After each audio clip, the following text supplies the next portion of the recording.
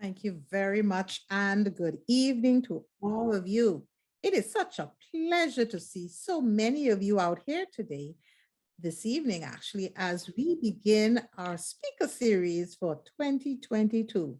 So I am so pleased that you took it seriously when we said, see you in 2022.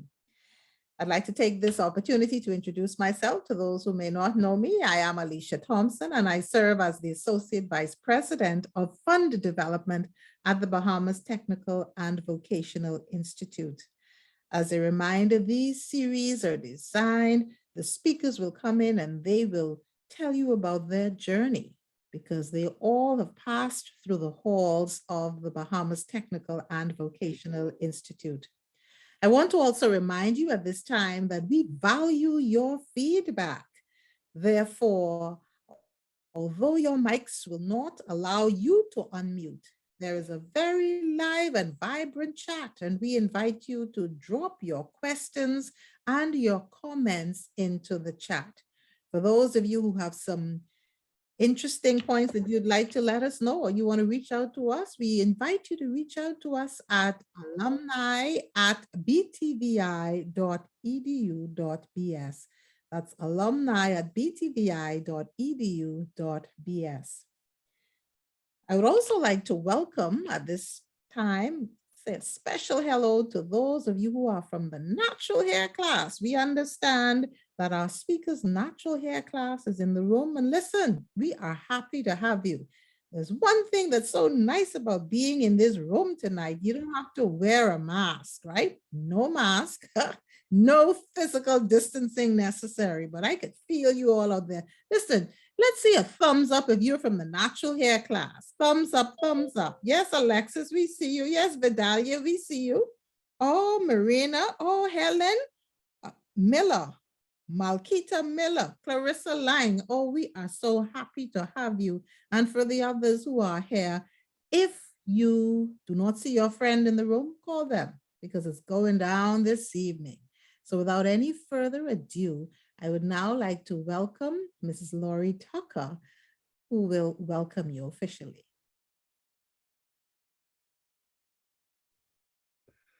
Good evening, everyone. And to those who I haven't seen, Happy New Year to all.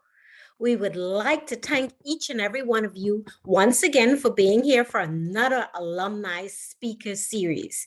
It's gonna be a hit. We are pleased to be able to welcome those who has been with us from the start and for those of you who are new. So once again, welcome. We have a dynamic young speaker series speaker this evening. She is our very own 2020 BTVI Scholar Practitioner Awardee for natural hair, Miss Shakara Armbrister. She's going to tell us how she moved from a salesperson to a hair stylist, the best hair affair that we ever going to have, Miss Shakara Armbrister. So thank you very much, Mrs. Tucker. And listen, I'm sure if you didn't feel welcome before then, I know that you feel welcome now. So guess what? Before our speaker comes on, I am going to tell you a little bit about her. But before I tell you a little bit about her, I think I have a BTVI mug that I would like to give away. So I will give you an opportunity. I will give you an opportunity to win a BTVI mug. Now, remember I said that the chat is alive and doing well. And so I invite you, please, to put your answer into the chat. There is a BTVI mug for the person who can give me 2 names that BTVI was called or went by before we became BTVI. So there's a mug and I need you to enter that into the chat. I'm looking at the chat. 2 names. So we weren't always called BTVI, but the first person who can place in the chat 2 names that the institution was previously called by, you will get a BTVI mug. I don't see anything. I don't see anyone putting anything in the chat yet.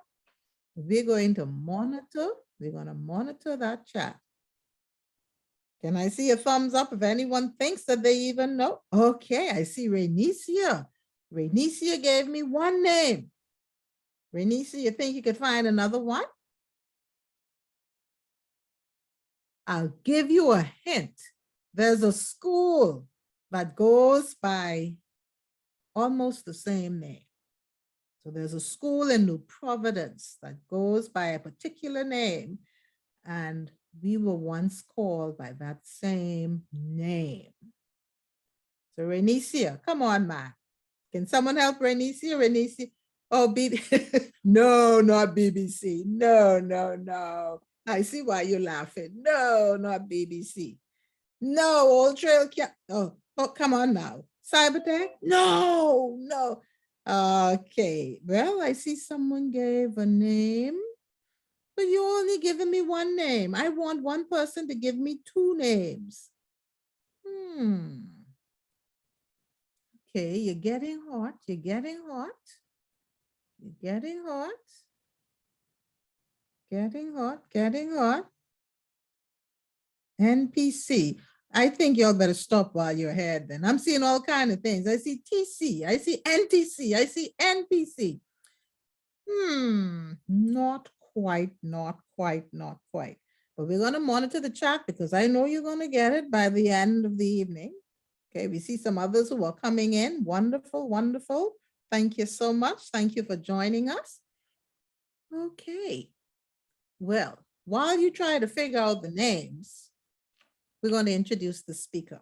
Now, as Mrs. Tucker said, our speaker for tonight, we are extremely proud of her, as we are of all of our graduates. So our speaker tonight was in the natural hair business since 2000. She is a graduate of the government high school. She's a certified hair braider, barber, natural hair stylist, and loctician. She's presently a natural hair styling instructor at the Bahamas Technical and Vocational Institute. She is a firm believer in faith over fear, and she is the mother of two young adults. Now, of everything that she said, I don't know, because she herself looks like she's not much older than 18 years old. So I don't know how she could say she's the mother of two young adults, but I gotta read it because that's what she told me.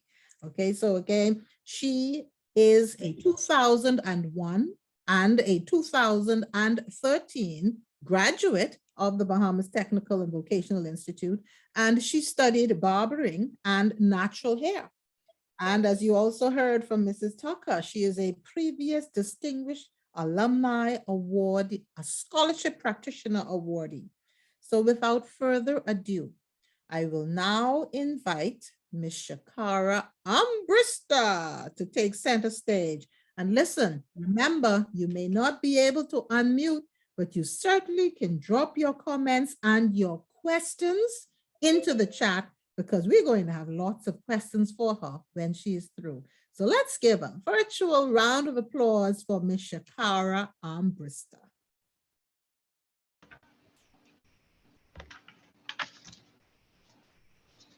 Hello, everybody.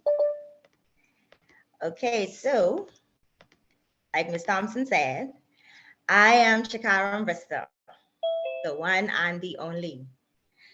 My story is, I think I have a simple story, but some people think it's exciting. So we'll see what you guys think about my story, okay? So let's take it back. I want to go from 1996, thereabouts. I was actually a young graduate. I graduated high school at 16. So at 16, it wasn't really a lot that I was capable of doing job-wise, but I was, I guess, searching. I didn't really know what I wanted to do. I thought I wanted to be an accountant like my mom, but I figured out that sitting behind a desk, looking at papers all day was not for me. So I was just searching, wondering at 16. And I began to work in a family business. So I was there from 16 to probably about 17.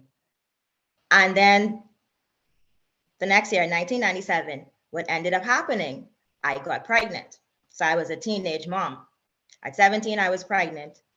And basically, I had a job. I had a little job. Wasn't nothing major. But the only thing I remember around that time, I wanted locks. I knew I wanted locks. I had a big cousin and he had locks and I loved the way it looked. Anytime someone who wears locks, they command the room. Someone who wears locks, they're bold, they're fearless. They have that confidence and that's what I wanted. So I started to lock my hair.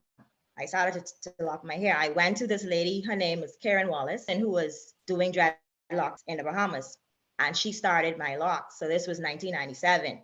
Now imagine 1997, people wearing dreadlocks. It wasn't common. And there was a stigma that was attached to locks. So everyone thought once you wore locks, you were a dope smoker, not into anything, can't do nothing, basically type of person, okay? So I started my locks. I had my daughter and I had like little odd jobs. I worked at fast food restaurants. I worked at Adam and Eve. That's like an old store. Anyone who was from that era, they would remember Adam and Eve. I worked there as a sales girl. So I kept looking for jobs because I wanted better. I wanted more. And I ended up getting a job at a hotel. And keep in mind, now I had my locks. So I ended up getting a job at a hotel. And on the interview, I asked the person that was doing the interview, would my locks be a problem? Because I knew this was my journey. I wanted these locks and nothing was gonna stop me from keeping my locks. So that was the first thing I wanted to find out. Was my hair acceptable? So they said, okay, they love the look. You know, it looks bohemian was the word. So I was like, okay, cool. So I went on that job and I worked for maybe about almost a year, probably almost a year. What ended up happening, my hair became a problem on that job. So while on that job, I got called into the office. So here am I thinking, well, what's happening? What's going on? I think I'm a good employee. I'm always on time. I always follow directives. So what could be the issue? And the issue was they wanted me to cut my hair. So at the time I was like 19, very headstrong and standing firm in my belief because my initial thought was, you hired me with this hair and now you want me to cut my hair because it's becoming a problem for you. So I was like, oh no, I'm not gonna cut my hair. And they were like, well, think about it, go home and think about it, and then let us know what you think tomorrow. Went home, thought about it, came back, answer was still, no, I'm not cutting my hair. And eventually I was fired from that job. Now the thing is, I went and I got an attorney, all of these stuff. I went and I got an attorney because I felt it was an injustice to me. Okay, it was straight out discrimination. They did not like my hair, and my job, I would wear a cap. So I told them, I said, well, what if I keep my cap on all the time? And the thing is, my hair was groomed. My hair was always well groomed. It wasn't the nasty type of locks what some people wear. It was groomed. It could style. It would look really nice when I got it done. So I really didn't understand why they wanted me to cut my hair. And at 19, I just took my, what did they give you? The severance pay or whatever they owed me. I took that and I just left. That was, so now I am, one child, no job. I don't know quite yet what I want to do still. But thankfully, I had a very, very, very supportive mother. And my mom, even though she was disappointed when I got pregnant, she still supported me nonetheless. So she was there, you know, and I would go on interviews all of the time, but I think the hair was a problem. During that time, I took like night classes, I did computer classes and different stuff to try and better myself. I honestly feel it was the hair thing, and I just was not willing to let it go. And people tell me, you know, man, just cut your hair and you could get so much further in life. And I just wasn't into that. Point blank. I wasn't into that. So I was like, okay, I keep in my locks. And what ended up happening, the same lady who started my locks, she needed someone to work in a store. Now, prior to that, I was going on an interview. I went to her and got my hair done. And she said to me, she said, well, if things don't work out, give me a call back. So things didn't work out. And I didn't get that job that I was applying for. And I called her and she was like, okay, well, I need a receptionist. So I said, okay, cool. It's a job in a salon. At that point, I still did not know that I wanted to do hair. It was just a job. I had a baby. I needed a job to be able to maintain and take care of myself and her.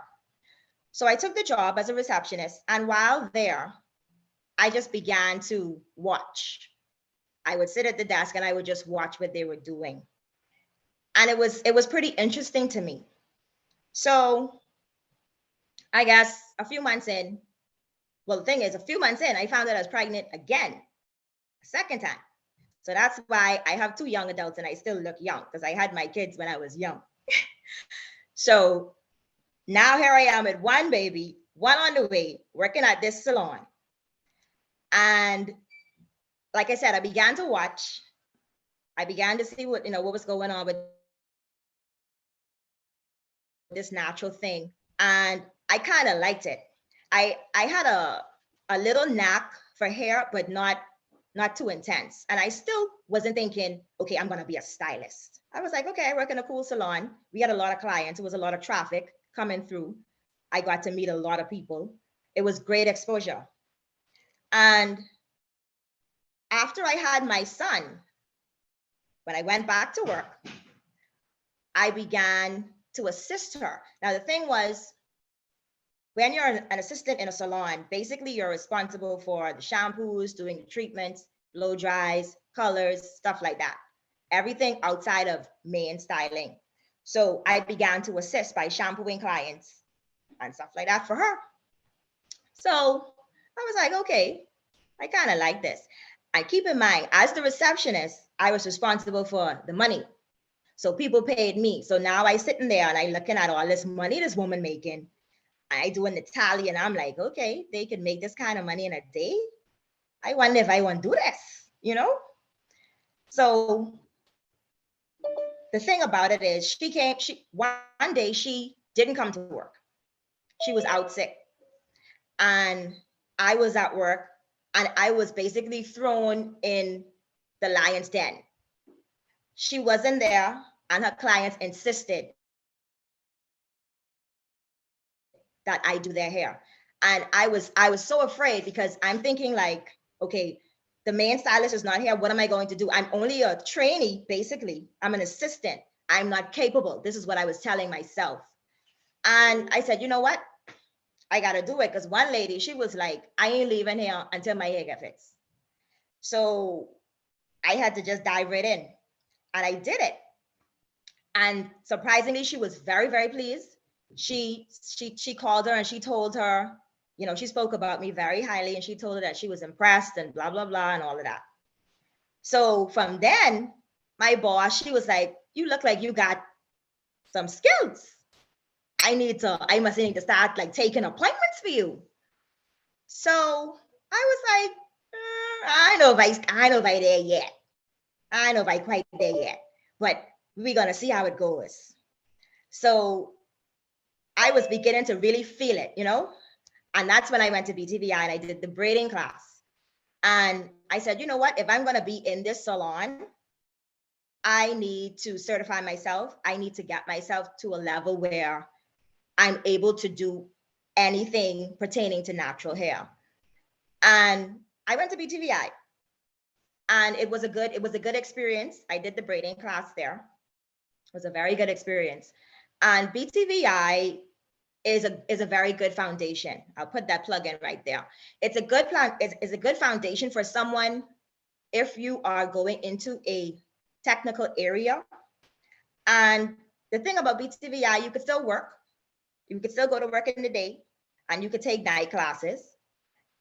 You don't have to like leave from Nassau and travel, and then you have to save up all of this money to go to school. They have classes right here. You're able to do both at the same time.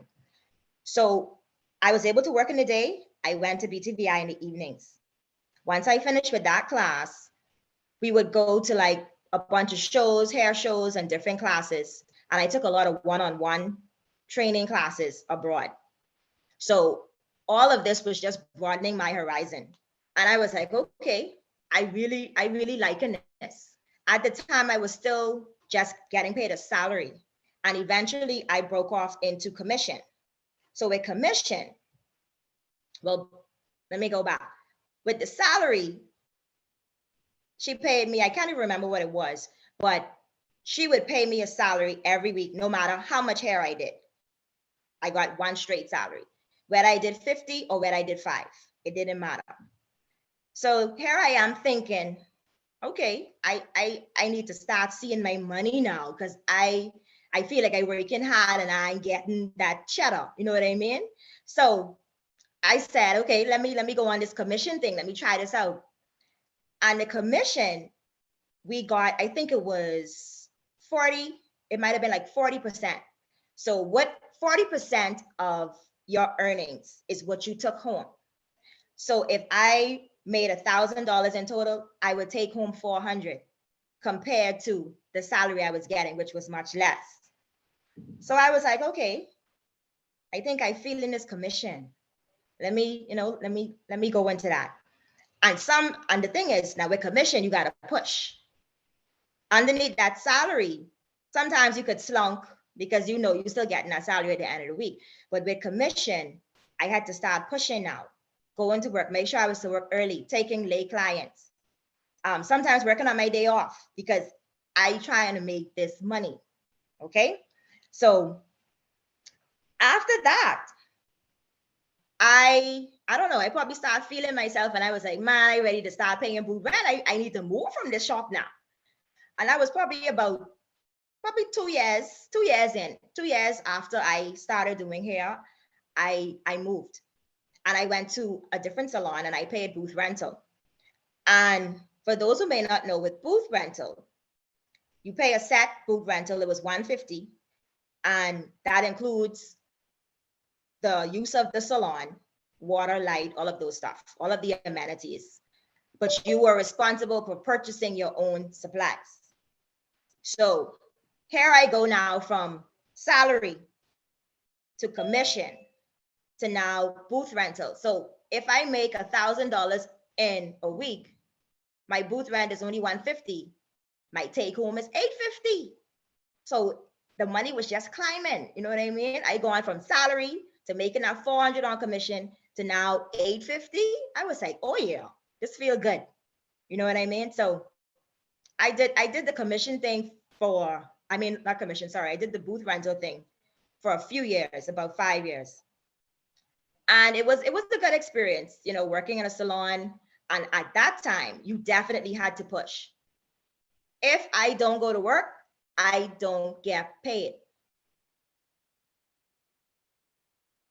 I'm not fortunate to be able to call out with a sick day or with vacation and I get vacation paid. No, it don't work like that. If I go on vacation, I need to plan, I need to save, I need to make sure I allocate my funds to carry me through my vacation. Only what I work for, I get. There's no extra. And that is the risk with being an entrepreneur. Okay. But I would not trade it for the world. Being an entrepreneur, I am I have liberty. I have freedom to do what I want to do. So as my kids grew up, I was able to go to all of their award ceremonies, anything that was happening at school during the course of the day, when my son played basketball, whatever it was, I was able to take time off to be there with my kids. And I know some people have that, they have issues on their job where they're unable to make the time to go to these type of functions. But I had that liberty. So it was awesome. It was a good ride. And in, I would say, 2008. Now the thing about me, I have very good people, friends turned to sisters, and I'm connected to some genuine people. And in 2008, I was talking to my sister, my friend, who's my sister, and I told her, I said, you know what? I think I'm ready to leave from here, from where I was working. And she said, okay, well, what you think you want to do? I was like, I don't know. I just need to come out of this environment. And I always believe that when it's your time to move, God will put you in a position where you have no other choice.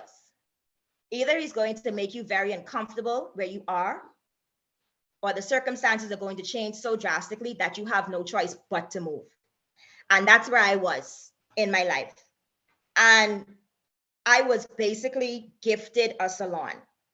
And when I say that I walked into the salon, I walked into a furnished salon, and the only thing I did was turn on the telephone because of my connections. I have people that have poured and sowed into my life unbelievably. And my friend's father, he basically furnished out the whole salon. So here I go from salary, commission, paying boot rent, to now owning a salon, being a partner. And I even had to come up off no money. God good. I'm telling you, he is awesome. Because when I think about the money, it was like over $10,000 invested in getting started. And when I tell you, the only thing I paid was a phone deposit. That only could be God. So for me, I'm thankful to the people in my life because they believed in me enough to step out on that limb. And that was in 2008, and we're still going strong today. And I really love doing hair. I love teaching hair. And the thing about the teaching, even with teaching, this was not a job that I applied for. Dr. Minnis, who is the HOD, she, for those who know her, when she is looking for a person or when she wants someone, she's going to search and seek until she finds exactly who she needs for that position. I was recommended. And the thing is, I didn't believe in myself again. The doubt starts to set in, and you be thinking, I don't know how to do this. I can't do this. How am I going to do this? And the question was put to me, do you think you could teach? And I said, no, teaching, I don't even like to speak in front of people. That's nothing I don't like it. But they was like, man, just try it. See, go to the interview, see what's going on. I went to the interview. The interview was good. And I had to do a trade test. So I had to have a client there and worked on the client. Dr. Minnis approved. Another God thing, I would say, while I was on that campus and Dr. Minnis was walking me off the campus, I saw about 2 persons who knew me from like a child, like they knew me throughout my life. And they were like, what's going on? Why are you here? So I said, well, I came here for a job interview for to be the natural instructor. So they was like, man, this is the woman for the job. Like they were bigging me up a little bit. So I was like, okay, keep walking along. I saw someone else. So they told Dr. Minnis, man, Dr. Minnis, she's one of the best. So Dr. Miss like, okay. So I left. This was 2011. And she said, well, we'll let you know if there's anything, if anything comes up or if we need you. And I totally, like, honestly, I totally forgot about the interview and everything because I'm thinking, I say, boy, you may qualify for this job. Doubting myself again. And what everything in my life has shown me, especially teaching, it has shown me that you do not, like, God will qualify. If he puts you in a position, he is going to qualify you. Simple. You don't have to be qualified for it. He is going to qualify you. So I was like, you know something, I got to stop doubting myself. I know I could do this. And if this lady calls me, I am going to blow her mind. Okay. So here now, this was August and school was about to begin. And for anyone who knows how the classes are ran, if you don't have enough persons that register, they won't run the class. Now, I didn't know anything about what was going on. All I know, I got a phone call from Dr. Minnis. And at that time, the classes were Thursdays and Fridays. I got a phone call from Dr. Minnis, I think that Monday. And she said to me, I need you to be at BTVI 6 o'clock Thursday evening to teach this class. So I was like, okay. And come off the phone and I was super excited, but I still was afraid because I was like, okay, I don't even know what to do. I don't know where to start. I don't know what's going on. And I went there, and like I said, 2011, that was my first time teaching natural hair. And I'm still there. This is 2022. I'm still there as the natural hair instructor. And being an instructor at Btvi has been an awesome experience.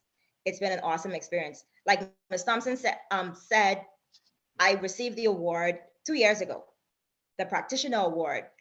And I was very humbled. I was very honored that they recognized me. And overall, it's a very good experience. I get to meet a lot of different people. We get to share our stories. And I see myself growing. I've seen the growth from 2011 to now. I'm not afraid anymore to talk in the front of a class. It was a time when I couldn't even talk for 10 minutes, and now I could sit down and I could talk for hours because I always have a story. Okay, me and my students, we always share experiences. And the ride has been a little bit bumpy, but it has been a good, fun ride nonetheless. So some of the projects I've worked on now, I did as a stylist, I've worked along with a photographer. His name is Terrell Glinton. And at one point he did a feature at the National Art Gallery. And they had like different hairstylists. And I was one of the hairstylists that he chose. And what he did was display our work in art form. That was something that I got to work on. And it was another humbling experience because to be chosen among all of these people that are doing natural hair, it feels good that someone can call your name or they can remember your name when they're doing projects. And even at Btvi, I've been connected. The instructors, they are awesome. The ladies in my department, I got big up beauty trades because that's my department. We have awesome instructors. And I also want to say to Dr. Therese Roll, she has exposed me a lot as well. She is she's an instructor for design essentials.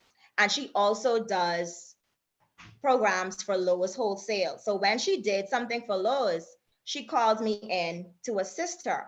So I also got to do the Lowe's shows. I also assisted her with the Ministry of Education enrichment program that they do in the summer for the teachers. I don't know if you're familiar with that. Every summer, the teachers have to do some type of enrichment program in their particular area. So Dr. Roll took me along with her, and I did that for 2 years. And she also took me along with her to her Lowe's programs. But overall, my experience starting from Adam and Eve, asking people what size you need, to now where right now I have 8 students currently in my class, to now being an instructor, it looking back, it's a very, very, very humbling moment for me. And I would like to thank everyone like who has assisted me along the ride. Like I said, connections are important, and connections, having the right connection, better than money. Okay, you don't need money when you connected.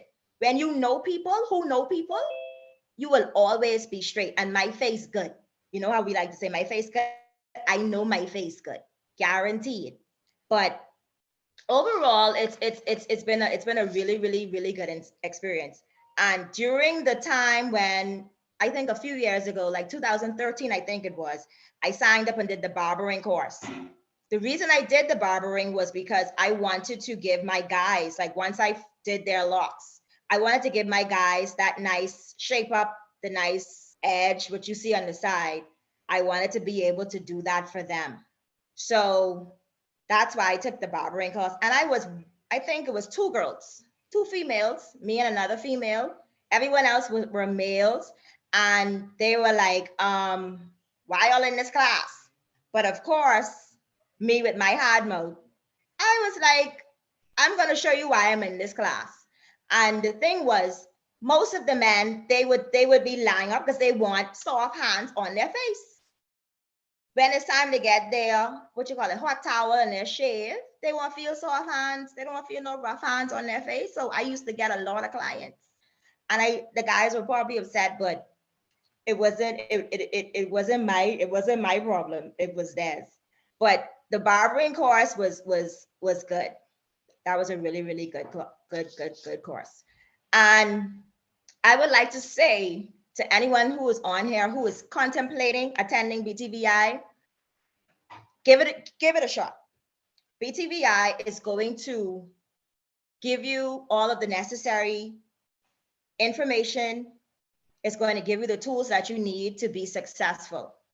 It is a good stepping ground. Okay, it's a very good stepping ground. And like I mentioned earlier, you can work and still attend BTVI. You don't have to actually quit your job and go to school full time. You can take classes in the evening, still be able to work in the day. Okay, you can broaden your horizon because they have a lot of courses that they offer. And I feel like overall, BTVI, well, they have other training institutions as well, but BTVI is accredited. So even if you want to venture off and you want to go somewhere internationally, your certification from BTVI will be recognized.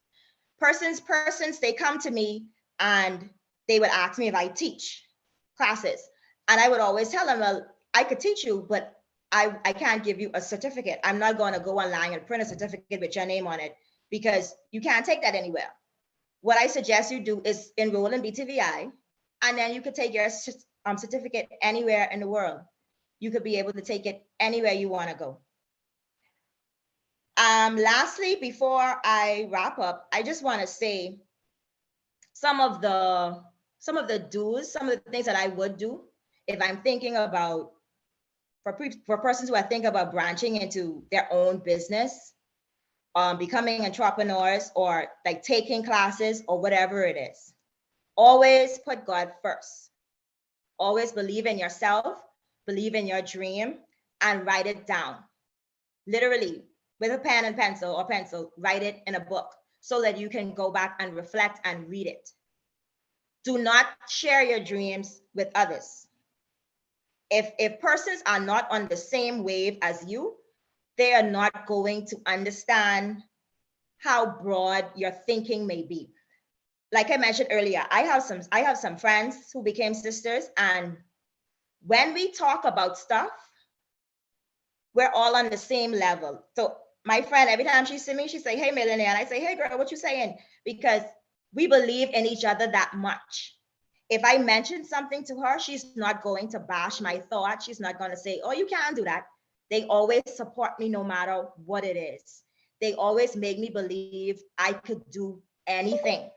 And that is the key. If you do not connect to people who are on the same page as you, sharing a dream with them is like speaking to a stone. They won't believe in you, or they'll take your dream and they'll run with it and try to accomplish it themselves. So you have to be careful of who you connect yourself to.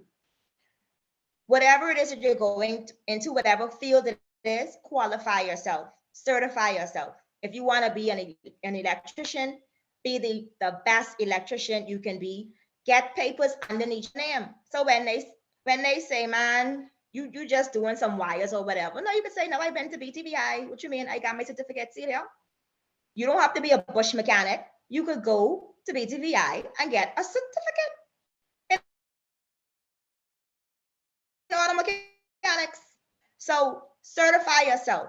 The opportunities are endless, and basically just don't lose focus. Stay focused on what it is that you want to do. Stay focused, write your vision down, qualify yourself, and always put God first. And that's my story.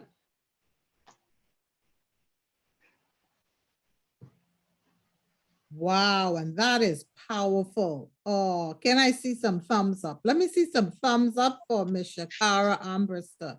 Oh, that was definitely powerful. Listen, I was watching the chat and I saw things like God qualifies the called. Oh, that's amazing. You know, and I'm listening to what you said when you were like, and she wanted me to do her hair, and I was like, oh no, I wasn't sure. You know, but it's just powerful. I saw a question in here. And before I go on though, Rainicia Roll, oh yeah, you are the winner of the BTVI mug, okay? You tried hard enough. Rainicia must have put 100 answers in there, but you're right. Rainicia, please, ITC and C.R. Walker Technical School. C.R. Walker, so Rainicia, you can come by the Office of Fund Development tomorrow or anytime during this week and collect your mug. Congratulations. Before I go on and ask some of the questions that I saw, I want to put another question out there. Let's see if you were listening. What was the first job that she had? And she said a couple times where she used to ask the people, what size you wear? So come on now. Hey, Marina, yes, Marina. Marina was the first. Marina said Adam and Eve. Yeah, she was all the way back in the garden. And so Marina, you too have won a BTVI prize. So please come by. Mrs. Tucker is making note of the names. So Marina, you're invited to come over by Fund Development. Now listen, these locks, Armbrister, these locks cost you some problems. And so there was a question. Yes. When and why did you eventually cut your locks? Because you're not locking now. No. I cut my locks, I think it was about 6 years ago, maybe. And the reason I cut my hair was because, okay, like I said, I had my locks when I was 17. So all of my adult life, I had my locks and I wanted something different. After a while, my hair, when I cut it, my hair was like almost like by my thigh.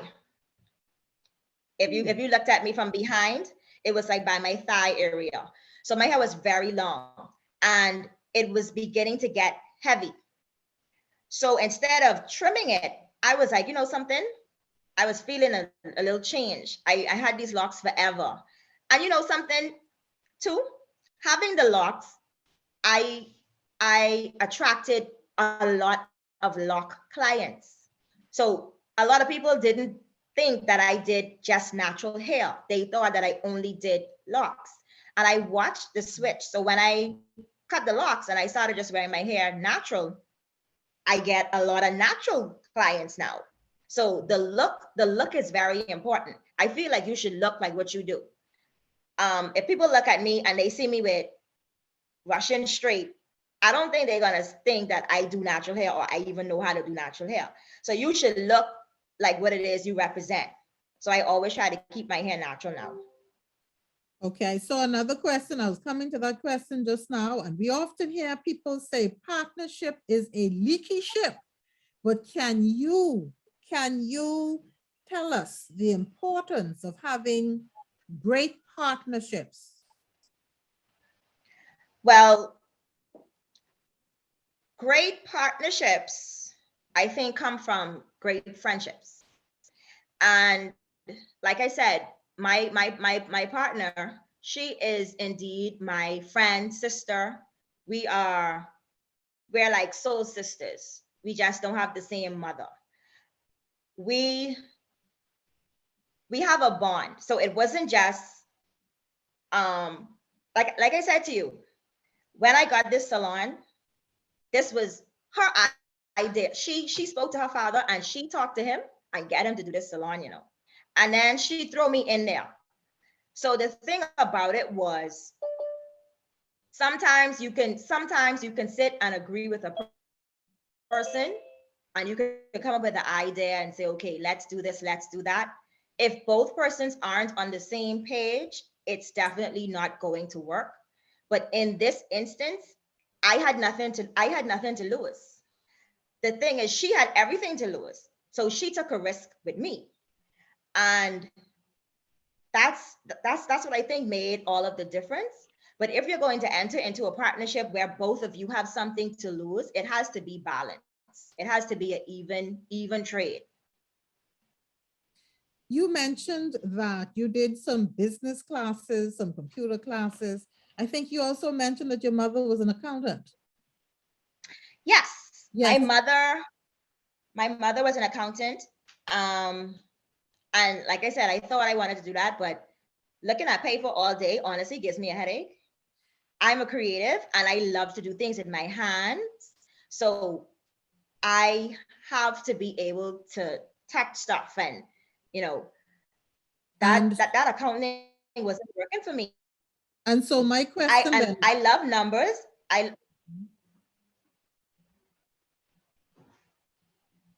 Vandria Claridge, you have a question, please enter it into the chat. Please enter it into the chat. So my question then, Armbrister, is your mother was an accountant, but you wanted to do natural hair. You also spoke about the support that you got, a very supportive mother you said that you had. What do you say to parents who may be online now and who will eventually see this via YouTube when they are an accountant or they are a professional, for example, but their child wants to pursue a skill? What do you say to them? Well, I would say to parents, you have to allow your children to make their own decisions. All you can do as a parent is advise them. But if you allow them to fall from time to time, eventually they're going to learn to walk. That's like if you have a toddler, if you're trying to teach them to walk and they get up, and if you hold their hands all the time, they're going to always need you to hold their hands. You have to eventually let them go. And they might stumble, you know, sometimes they do the way they lean and they buckle sometimes, but you have to let their hands go and allow them to do what it is that they want to do. Everyone is not going to be a lawyer, a doctor, an accountant. And you know what? The lawyers, doctors, and accountants, all of them is need to get their hair fixed. So they need us. They need us too. Everybody like to look good. When you look good, you feel good. I don't care if you broke. You could have $1 in your pocket, but guess what? When your hair on point, you could step up in the office and then look like a professional. But if your hair ain't fixed, it ain't happening. Just allow your children to be who they are and just support them. My daughter, she likes, I mean, the only reason she would help me in my shop is because she want to make money. But she don't want to have nothing to do with hair, nothing. She's studying to be an epidemiologist. She doesn't want to do anything with hair. So all you could do is support your kids and just be there for them. Encourage them. If they want to be a garbage collector, be the best garbage collector, be clean. You know what I mean? You don't always have to look like what it is. Like my mechanic shows up to fix my car with his shirt and his pants with a belt. Okay, he looks very, I'm telling you, he looks very professional. His hands are not dirty. He's not dirty at all. When he goes under your car, he puts on his overalls And then when he's done, washes up, cleans up, and he just looks like a regular person. I have another question, Miss Armbrister. You said something about when it is time to make a move, God causes you to be uncomfortable. Can you please tell us more, expand on that? Okay, like for me, in the situation I was in, I was losing clients. I had clients who didn't want to come on certain days. They didn't like the environment I was in. And I was basically, I had to sit down, I had to evaluate. I had to, I was like, okay, this ain't making no sense for me. I needed to come out of that environment. And the thing with being an owner, you set the tone for your store. So if someone is having a conversation in my store that I don't like, I shut it down. I really don't care who you are, but if we have kids in there, it's not going to be cursing. It's not going to be talking about like anything that children should not hear. Let's keep it PG. I can do that as a store owner. I can't do that when I work in someone's store. Okay. So the fact that things were happening, it was nudging me. It was nudging me that I needed to move. I needed to move.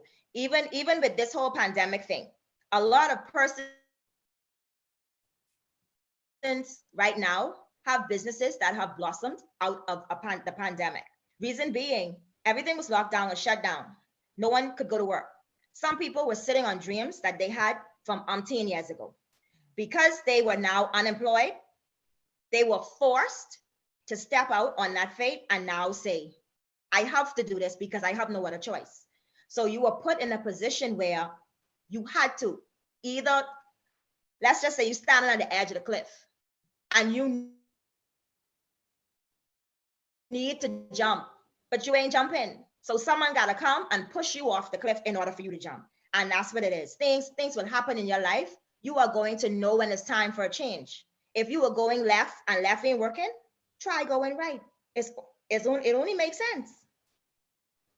You said something earlier. You had 2 babies, but you did not give up. So what do you say to alum? What do you say to persons who are in this space with us now about not giving up, even when the road takes a turn that you may not necessarily have anticipated? Okay, well, yeah, I have had the 2 babies and giving up was never an option. You have, if someone throws you in the water, you have 2 choices. You drown or you swim.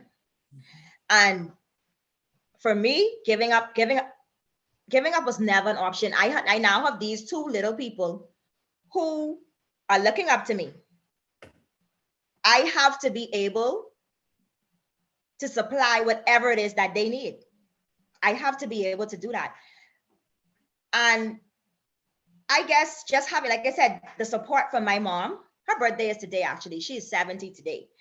And having the support from her, she would always encourage me, you got to do better, Shakara. You got to do this. You have these children. You got to make sure, give them your all. And I'm not a person who gives up. I would hold on to stuff so tightly, it would hurt me. That's sometimes my character. I'm loyal to a fault. But giving, I don't like to give up on things. I don't like to give up on people. I like to see everything through to the end. What would you say if you can look at it and determine one thing that is your greatest accomplishment to date? What would that one thing be? That one thing that I would say has nothing to do with my career. That one thing would be I raised 2 young, responsible adults. And my children, they have never been in any type of problems. And to be on, like, they don't even need me. And something, I was in my feelings. I could remember when my son turned 18, he bought a car. And for true, like, I was in all my feelings because he showed up home in this car already licensed and insured. And he's like, Mommy, that's my car. And I was like, so, like, I asked him all these questions, like, where you buy it from? Did someone go with you? to buy it. Who you insure it with? How come you don't call me? Like all these things. And he was like, Mommy, relax. The car license and the car insured. And I was like, you know something? Wow. He making all these moves without me. It was, like I said, I was in my feelings, but when I thought about it, I was a proud moment because that's how I raised my kids. I raised them to be able to live without me. And you have some people who raise their children like they coddle them, they keep them too close. If something happens to you, then what happens to your kids? So that's my greatest accomplishment, was being able to see my children now grown and doing their thing, taking care of themselves and making good, responsible decisions. In your career, or even as an entrepreneur, what would you say was your biggest learning, your biggest lesson that you want to share with us? As an entrepreneur, I would say my biggest lesson, I would say as an entrepreneur, my biggest lesson would be that you basically can only rely on yourself. That's like the major lesson in being an entrepreneur. Sometimes you want to rely on other people, but it's very difficult. It's very difficult trying to rely on other people. Like I said, if I don't work, I don't make any money. And that's kind of like the biggest. Sometimes I wish I had a regular job. Sometimes I do. That's probably the biggest lesson right there for me in terms of, I guess, the stability of finances. I wish I had chosen another career, if only for that. So that would have been like my biggest lesson, because as I go through life, I realize that things don't always work out the way I think it's going to. And because of my career path, it makes sometimes acquiring stuff or doing things difficult. So I would have probably thought about that aspect of it a little bit more if I had known, but I'm already in too deep. It is what it is. So I just got to go with the flow. But if you're gonna do it, make sure think about every aspect of being an entrepreneur. I saw a question here. Was there ever a time that you felt like giving up? Because, and not necessarily giving up, but when there was the challenge of balancing this motherhood and balancing life and creating the work-life balance, was there a time that you felt that was perhaps overwhelming? Yeah. It was a lot of times because having two kids, and then you're working, trying to do classes, trying to do all these things, and then you stop. Listen, giving up is easy. It's easy to give up. I told someone the other day, I said, you know something? I could be a bum. You know why I could be a bum? Because I know plenty of people. All I have to do is show up to their house when they cook. Everybody's cooked. Like, I don't have to come to your house every day. Ms. Thompson, all I got to do is get your address where you live. I could just slide there 6 o'clock, 7 o'clock. And once you cook, you can give me a plate of food. Tuesday, I go on by somebody else. Wednesday, I go on by somebody else. So giving up is easy. It's very easy to give up. But when you try to hold on, that's the hardest thing to do. I did not want to look like a failure to my children. That's because the thing is, I told you, my mom, I have a really good mommy. And even to this day, if I tell my mommy I need something, she can give me that. So I watched my mom being a single mother. She did it for us. She sacrificed for us. So I had the best role model in what I needed to do. It was no other choice. I don't think I had a choice. I watched my mother do it. So if she could do it, then I know I could do it too. But I did think about giving up. I did. Thank you. And finally, I give everyone an opportunity.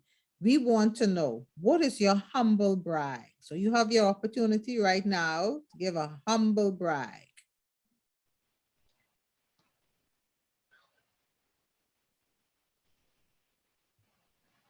I didn't hear you, Ms. Thompson. No, I said a humble brag. This is your chance to be boastful now. If you wanted a humble brag, Oh, me.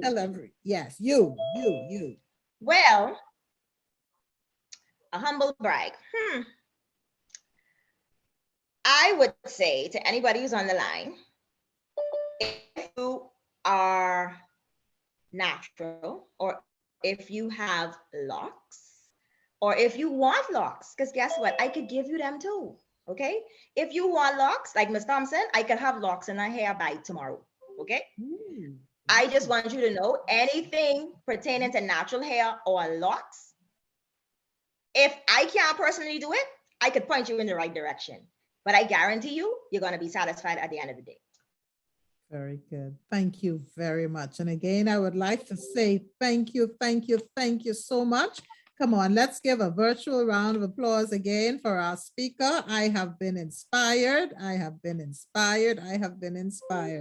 And I'd like to also say at this time, we are proud of you and continue to do the great stuff that you are doing. I would also like to say thank you to so many of our colleagues who have signed on this evening. And you all know I like to pick on you. So we have several colleagues here. We have Academic Dean, Dr. Plachette McPhee. We also have AVP of Freeport Campus. Yes, Veronica Colley. And we saw her assistant manager was also on, Mrs. Gayla McPhee. We also have the chair, Mr. Delano Archer. We're so happy to have you with us, Chair of the Electronics Department, and of course, all of you who joined us and who continue to join us every month. We are pleased again, man, look here, we had a whole lot of people on this evening and we're encouraging you. We want you to remember that the last Monday of each month, beginning next month, we'll go back to the last Monday, but the last Monday of each month at 7 p.m. right here, we have the speaker series. So we look forward to seeing you. We also would like to say that I'm sure that if you follow Facebook, you will see that we have some very nice alumni merchandise on sale. Please reach out to us. We want to sell those items. So please give us a call, 502-6321, or you may email us at alumni@btvi.edu.bs. We also would like to say that at the end of this week, we will be launching the Alumni Association. And so we have two chapters, the chapter on Providence and the chapter on Grand Bahama. And I saw the president for the Grand Bahama chapter, Mrs. Tertania Miller. She was on the line this evening. And I also saw, yeah, there she is. I also saw Mr. Keith Gibson. Is he still on the line? Keith Gibson is also in leadership there. VP Keith Gibson, we're also very happy that you were able to join us. And Miller was your second vice president on the line tonight. I don't see yet the note in the chat, but we are just so pleased to have all of you here with us. And so having said that, again, those persons who won prizes, listen, we want you to come by the Fund Development Department and collect your prizes. Please use our email address to let us know if there are any ways that we can improve upon this speaker series. We were so happy that you joined us, and thank you very much. At this point, we wish you a pleasant good night. Thank you again for attending.